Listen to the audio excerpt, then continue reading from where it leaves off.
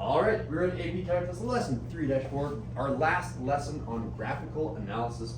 3 new terms on the speed sheet. There they are: F concave up, F concave down, and F inflection point, abbreviated like so. Our objective today, Alden, is to find where a graph of F and F prime and F double prime are concave up, concave down, and have an inflection point. There they are. So you can tell exactly what this thing means. It says it down here, it says it down here, it says it down here. All right, so let's add on to our speed sheet. Ready, set. If you ever see F concave up, this is no longer F prime, but F double prime. That's why it's so important to distinguish between F prime and F double prime.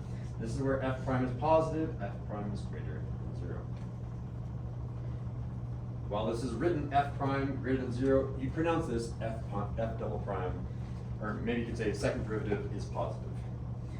All right, by the symmetry of this, if this is concave up and this one is concave down, Diego, what is this definition going to be? F double prime is less than 0. Yep. And how do you pronounce that thing? Second derivative is less than 0. Second derivative is Not. It's negative. There it is, yep. Cool, and very similar, this is, I'm going to go ahead and write it up above here, as you should in your notes. This is essentially like a relative extremum. What's the definition of relative extremum? Sign change. That there's no longer F single prime, it's F Double Double prime. prime. prime sign change. And this begs the question, where the heck is the critical value? The critical value's definition is where it's equal to 0 or does not exist. Do we have any F double primes that are equal to 0 or does not exist? We do not. But there really should be one. Do we want to invent one this year? You want to be known as the class that invents our new speed sheet question? Yeah. Can we call these F pips? I'm calling it F pips from now on. F potential inflection point, because a critical value is a potential relative extremum. This makes more sense. It's an F, and I'll go ahead and say over here, this is a function potential We're making history right now, guys. inflection point.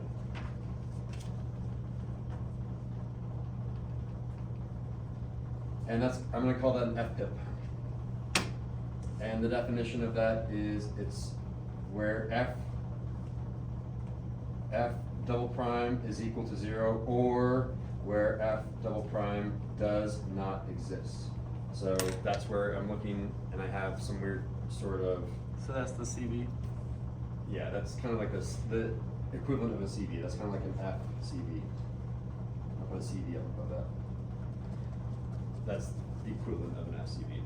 All right, we've made it, and I'm not the first person to ever come up with that idea. Like, I've been kind of informally referring to that because I need to say something about that vocab term, or we're gonna officially add it this year. All right, so, and again, will these things, like an FIP, if you say that to someone that's actually going to college, they're gonna look at you weird. They'll know what an inflection point is. That is a technical terminology, or technical term. But if you say like the acronym, it's not gonna be useful. All right, we have 3 different graphs. There they are. And notice, when I take the graph that has 2 turnaround spots, it's a turnaround spot. It's a turnaround spot. There's 2 turnaround spots, and I take the derivative, I get 1 turnaround spot. That's from yesterday, right? Yeah. If I take a graph with 1 turnaround spot, and I take the derivative yet again, I get how many turnaround spots? 0. No turnaround spots, it's just a line. This is the natural progression of how you take the derivative. Or, as you will be doing both on the practice test and the real test, you might be going backwards. Notice that if I undo the derivative, I add a turnaround spot. If I undo the derivative, I add on a turnaround spot, and the right side is always up, no matter what. The left side could be down, then it goes back up, then it could be down. The left side does change, but the right side is always the same. This is a positive function, a positive function, a positive function, because the right hand is up. It could be a negative function if the right hand was down, but it is not in any of these. So just a good way to remember this. So the reason that I'm putting these graphs here is I want to identify what is concavity. I mean, it says concave up, concave down. Do we know what those things mean? It means how it curves. So, in general, this, I think the best way to explain this, I'm just going to say this right here is concave down. Concave, I'll just say con. This is concave down. And this over here is concave up. And I would write the arrows. like which direction is it being pulled towards? You can kind of think of a function that is like slowly moving in this direction. I'm pulling it down. No, don't go up, come down, come back down. And then once it hits right about here, you're like, oh, wait. Come back up. You're pulling it back up. And then it stays up forever and ever. So where's the pull? Where's that force? And really, the second derivative is an acceleration. Where is a force? Force is an acceleration, right? Isn't it? You know, Force is acceleration. So are you guys all in You should physics right ask, now? no. Force is mass times acceleration. Yeah, but it's the scalar of mass, but multiplied by acceleration. Yeah. So it is a type of acceleration. Part of, yeah. All right. So that's what it looks like on a normal graph of f, which is where you normally see things. But in AP Calculus, they also throw in a graph of the derivative and the second derivative, and those look different. So let's go ahead and see if we can even identify where is our inflection point. We should really identify where our potential inflection point is too, but I'm just going to go ahead and identify an inflection point. Let's keep things as easy as possible.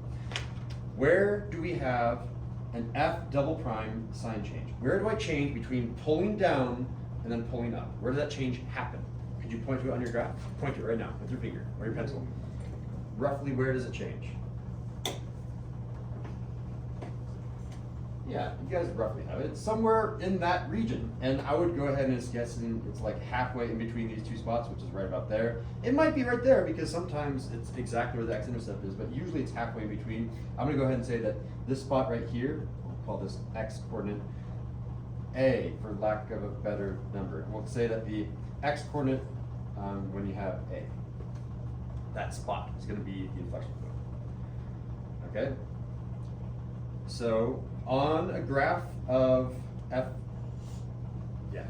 Wait, so why isn't it right at the x line? The you know? x-intercept? Yeah.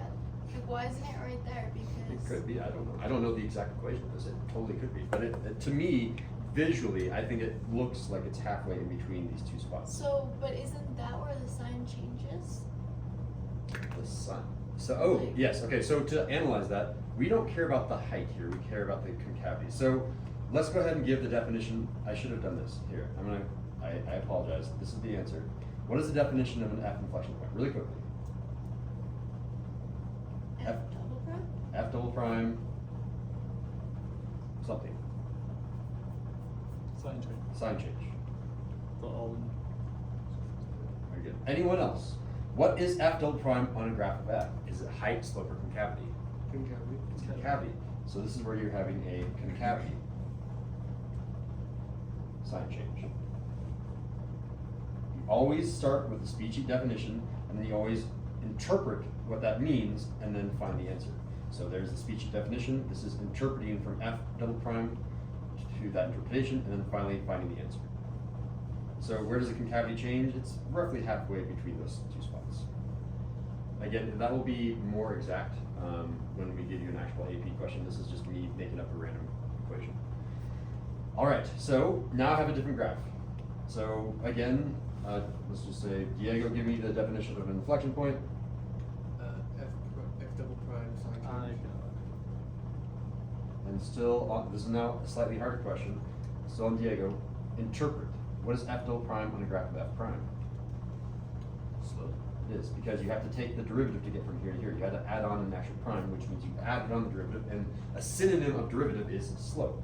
So we'll say here, slope, sign change.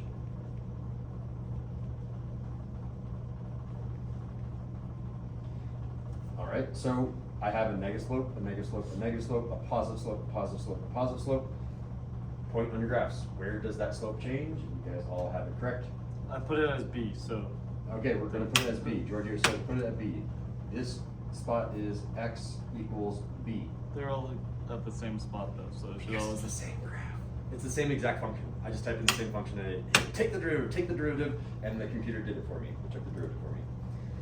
All right, and Giorgio, go ahead and do everything that we've been doing. Give me the definition, interpret, and tell me where that happens. It is now height. Hold on, it's Oh wait. F prime is now. F double prime sign change. Sorry. You write down. You always have to write down the definition, speech sheet answer, then interpret. It's height now. What is height? We're looking for height. Is where the. Try it in a complete sentence. You'll say F double prime on a graph of F double prime is is height. There it is. So say it all in one sentence. Try it again. F double prime on a graph of F double prime is height. There it is. So this is now a height sign change. Which happens at, I guess, C. See? Yeah, sure. X is equal to C. Even though I mean, technically, maybe they should all be Should be A. They A. look like the same point, but whatever. We'll call it good.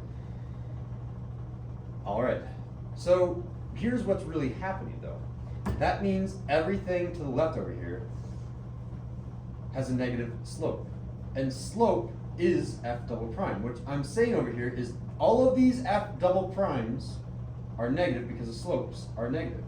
If F double prime is negative, everything over here is concave down. So what I'm going to do here is I'm going to highlight and say all of this stuff is concave down. Do I have a purple color? Is this purple? Let me see. No, that's blue. What? Here, what? Choose a color that matches that color. It's purple. No? Yeah. Same color. Thank you. Wait. Ah! You look. This is too big. It looked like it's all the same color, or it's like looks close enough. And so No, this is gonna say no, I didn't get to no. see, You so- guys are colorblind. You don't know what you're talking about. concave down. This is our inflection point. This is our inflection point. This is concave down. We need to label all of these. This is our inflection point. This is our. Here, I can highlight this. So highlight this in green, and everything in green. Do I have a green color? This is This fair. is lime green. Alden, help me. Match that color to one of those colors. You can touch it with your finger. I think it's the one that it's on right now. Yeah. So if I. It's like a lime green color. Yeah, Close that, enough. I think that's close enough. So this is going to be concave up. I shouldn't be speaking. Okay, and we can, here, I want to make this look really nice. I'm going to change all of this stuff to make it look super nice. I'm going to say that everything over here is concave down, and everything here is concave up, and I can color code those so I can print out non-colored notes and it will confuse everyone. Concave down, these were concave up. There we go. And then kind of the same thing. You're going to label over there. We're going to say that these are all concave down here. These are all concave up here. Probably ahead of me. Concave up. And these are all concave down. Yeah, Jacob. So for the graph of F, for that one, the concavity down, how come that one is? I can understand like if it's below the x-axis, that would be negative. How come it's still negative even above the x-axis? So it doesn't matter if it's above the x-axis. What matters here is the curvature. Concavity on the graph of F is the curvature. This is trying to curve down. It's trying to go down. It's trying to go down. It's trying to go down. And finally it's starting to go down. But after it hits this inflection point, it's trying to curve up. It's trying to curve up. It's trying to curve up. And finally it starts indeed curving up. So there's this force being applied that's constantly trying to pull it down. Over here on a graph of F prime, we're just talking about the slope, not the curvature. And over here on a graph of F double prime, we're just talking about height, not curvature and not slope. When would people like when would we actually have to use this in real life? Okay. Oh my God, so many times, so many times. This is like everything that I'm teaching you right now in terms of concavity and trying to derive things. I don't know if I want to say this on camera, but like in war, you need to figure out the trajectory of missiles and stuff like that.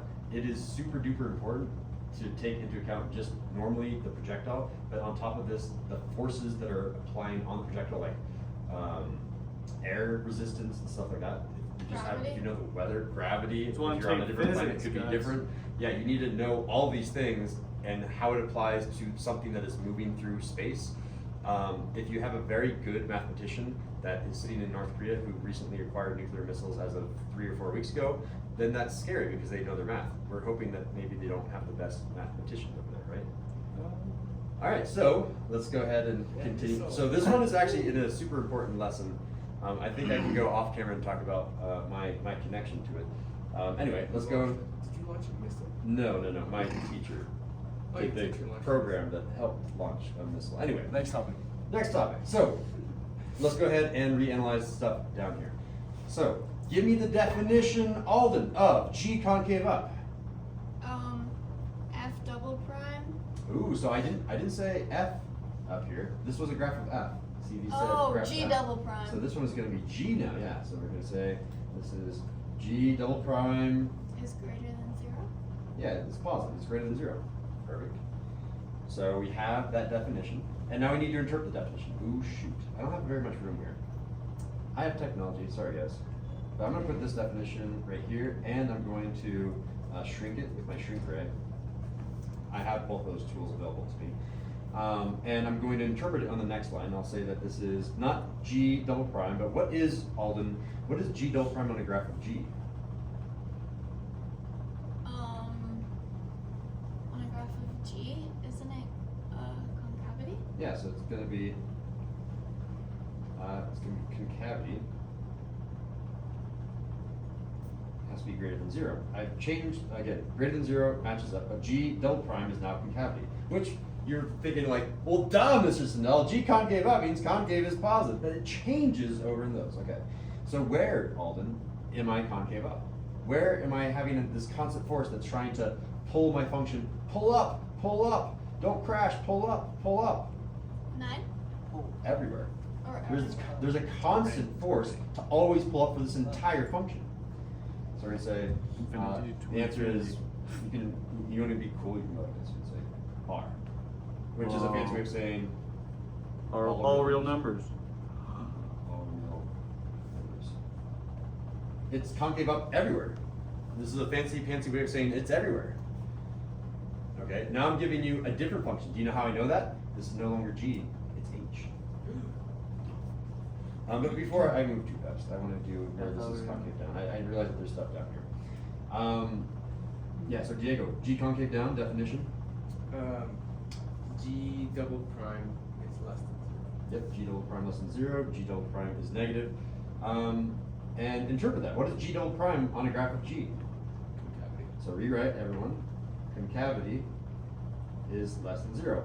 Where do I have a force that's telling me to pull down, go down, go down? Nowhere? No, Stop, exactly. stop, You can't. stop, Like stop. if it's Could pulling you just down put even more than DD? right here, it's gonna like shoot straight into the ground. You put Dini. Yeah, so this one's gonna be does not exist, or you could say NA does not exist. Doesn't matter. Would you put the same for the IP? So hold on, Giorgio. Give me Sorry. the definition of a G inflection point. GIP. F prime sign change. Whoa, whoa, whoa. We're talking about G FGH. double prime sign change. G double Sorry. prime sign change. Yeah. And interpret G double prime on a graph of G. Concavity sign change. I'm just gonna say CON from here on out. Sign change. And did it ever change between a concave up to concave down? No. No, because there wasn't even any concave down. So this one is also D.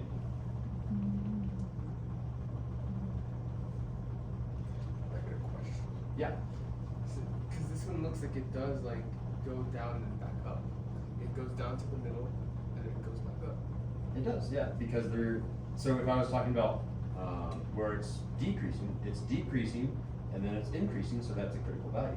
But if I'm talking about the next level, the next derivative, all I care is where does it switch, not slopes, but where does it switch concavity, and it's always concave up.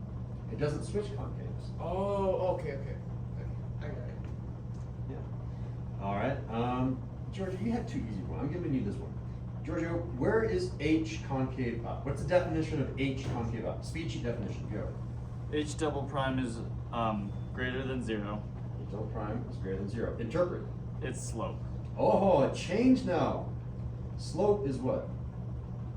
Greater than 0, right? Yeah. So I changed this definition. Slope. Oh, to this slope is definition. greater. Yeah. Okay. Okay. And now tell me, Giorgio, where is the slope greater than 0? Would it be?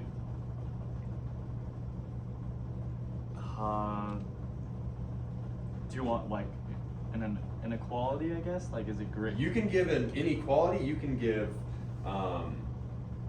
what's the other one? Interval notation. Any notation that you want. X is less than 1. Where x is less than 1. Yeah. is So all- I'm gonna do that one in purple. Let's do this one. Or wait, I'll do that one in green. So say that's where x is less than 1. So that's over here. And then would that be just negative infinity 2? Dash. Oh, he's gonna do comma both, guys. 1. Watch this guy. So George is like, you know what? I can do both. It's this one, or you can say negative infinity to 1. Comma 1. Perfect. Okay. Alden, you're up. Okay, 1 second. I like how you can almost just flip the. So h double prime is less than 0. Interpret. Slope. And answer. It's 1 to infinity. Between 1, and I'm gonna do this in the correct color here. Between 1 to infinity. Perfect. Do you know the other notation? Isn't it x is in between? Or no, x is greater than 1, right? Yeah. Oh, why did I put 0 in here? That's weird. Put 0 facts, but George told me 1. I just can't write down what he says. Excellent. Yes, yes, yes. Everyone has it correct. And Diego, give you the definition of an H inflection point. H inflection point. The H double prime sign change. Perfect. Interpret. What is H double prime in a graph of H prime? Slope. For slope sign change. And where does the slope change signs? I want to say after 1. So that be. You want to say at that spot? Just that Oh. one spot. So at x equals 1. Done and done. So we're going to come up here and we'll label this. This guy right here is our inflection point. Everything to the left, we already labeled, is concave up. Everything to the right over here is concave down. Excellent. All right. All right. Yeah, you got the easy one. Now you get the hard one. Let's warm you up. Totally different graph. You know how I know that? It's not H. It's not G. It's J. It's a triangle. It's kind of like a triangle if I did that right. All right. Definition: J concave up. J double prime is greater than 0. J double prime is greater than 0. My notes here. That's a J. There it is. Okay. Interpret. That is this one is height. So height greater than 0. Okay. Excellent. And where does that happen? Height is greater than 0 at 1. So In between 1 and 1 and 9. Does it include 1 and 9? Should I do this or should I do that? Let's see. I'm gonna say it's the parentheses. Yeah, because you can't like at 1 you're at 0. You need to be greater than 0. Okay, cool. Do you know how to do that with inequality notation? That's a tricky one. Is that the one is hold on? So it's x is in between 1 and 9. Not bad. Cool. So we're going to go ahead and say that's where we're concave up. So I'll come to my highlighter and say. Wait, isn't that a teacher error? Because isn't it not equal to? Oh, very good, Alden. Yes, log it. Oh, that is impressive. Look at that. So this is concave up. I guess technically what I should do over here is I should highlight this entire thing and say it's concave up everywhere over here. So this is concave up. And so Alden's mistake, making sure everyone got it. I should have really be erasing those because they can't be equal to. I said that they're not equal to, and I randomly said equal to. Good catch. Will that affect your AP score? No, never. But it is, I want to be mathematically perfect in here. And Alden is helping me do that. All right. Speaking of Alden, Giorgio, J concave down. Would that just be not what? 9 comma infinity? Oh, sorry. Your definition. Oh, J concave I'm down. sorry, I skipped a whole step. J double prime is greater than 0, or height is greater than 0. Not greater than 0. That was Diego's concave up. You're doing concave down. I always mix up my inequality signs. Less than 0. Sorry, Less than 0. I'm looking at the alligator pointing to the right. Okay. And interpret. Wait, height is less than 0? Wait. So, yep, Yeah, height. okay. Because J prime on a graph of J prime is height. We're gonna say height is therefore less than 0. And where does that happen? 9 comma infinity? Is that how you write that? Oh yeah, so you're doing the inequality notation, so let's go ahead and do that. We're gonna say it is between 9 and infinity. So that's all of, let me highlight that one in purple. That's all of that piece. How can we be sure that it's 9 to infinity? What if there was something off the side of the chart? You don't know. Yeah, you're just gonna have to assume. You have to do a lot of assuming in math. Oh. Okay, and anything else? Is that it? It'd be negative infinity to 1. Yeah. So we say, or we can do negative infinity to 1. Excellent. Do you know how to do that with inequality notation? Yeah. How do you do that? Other ways. We can say when we're less So- than 1, right? Less than x is less than 1, and then